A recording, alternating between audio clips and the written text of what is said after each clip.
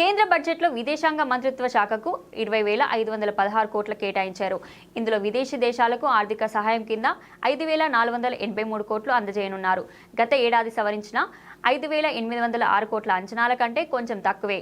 అయితే పొరుగు దేశమైన భూటాన్ మరోసారి అగ్రస్థానంలో నిలిచింది. 2025-26 బడ్జెట్లో ఆ దేశానికి 2,150 కోట్లు కేటాయించారు. అయితే గత ఏడాది సవరించిన 2,543 కోట్ల కేటాయింపుల కంటే ఇది తక్కువే.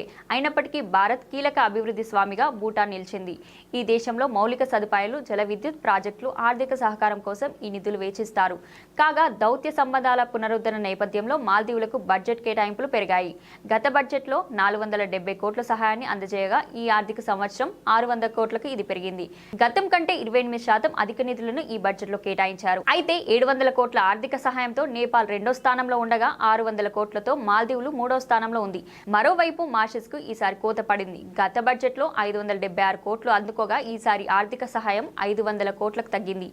మయన్మార్ కు కూడా 400 కోట్ల నుంచి 350 కోట్లకు నిధులు తగ్గాయి. శ్రీలంకకు 300 కోట్లు, బంగ్లాదేశ్ కి 120 కోట్లు కేటాయింపులో ఎలాంటి మార్పు లేదు.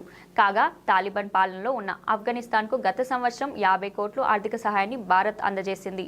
2025-26లో ఈ కేటాయింపులు రెట్టింపుపై 100 కోట్లకు పెరిగింది. ఆఫ్రికన్ దేశాలకు ఆర్థిక సహాయం కూడా 200 కోట్ల నుంచి 225 కోట్లకు పెరిగాయి. ఇక ఇరాన్లోని చాబహార్ నౌకాశ్రయానికి గతంలో కేటాయించిన 100 కోట్లలో ఎలాంటి మార్పు లేదు.